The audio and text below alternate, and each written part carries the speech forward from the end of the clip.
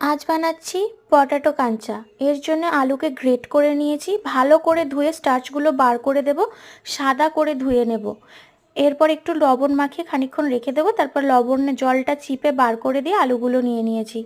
এরপর একে একে দিচ্ছি বেসন, চাট মশলা, লঙ্কা গুঁড়ো, হলুদ গুঁড়ো, পরিমাণ মতো লবণ, কর্নফ্লাওয়ার, লঙ্কা কুচো করে নিয়েছি সেটিও দিয়ে দেব, ধনিয়া পাতা কুচি নিয়েছি।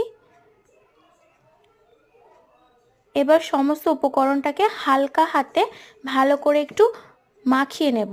খুব বেশি চেপে মাখবার দরকার নেই, মোটামুটি সমস্ত উপকরণটা মিলে গেলেই হবে। হালকা হালকা করে হালকা হাতে মিশিয়ে নেব সমস্ত উপকরণগুলিকে।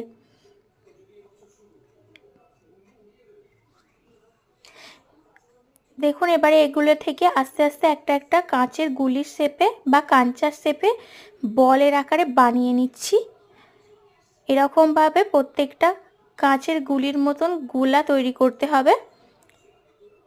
এবার তৈরি করে নিয়ে কড়াইতে তেল গরম করব। তেলটা হালকা করে গরম করে নেব, এক এক করে গুলিগুলি দিয়ে দেব।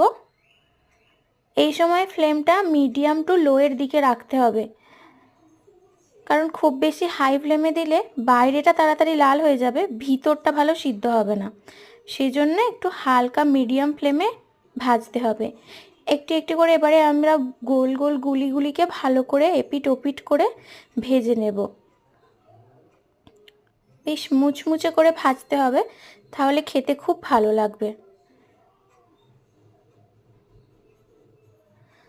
ফ্লেমটা খুব বেশি বাড়ানো যাবে না, খুব বেশি বাড়িয়ে দিলে তাড়াতাড়ি লাল হয়ে যাবে, ভিতরটা সিদ্ধ হবে না। দেখুন আমাদের কাঞ্চাগুলো, আলুর কাঞ্চাগুলো তৈরি হয়ে গিয়েছে। পটাটো কাঞ্চাগুলো আমরা তুলে নিচ্ছি এক এক করে। তেলটা ভালো করে ঝরিয়ে নেব, নিয়ে প্লেটে ওপরে চাট মশলা ছড়িয়ে পরিবেশন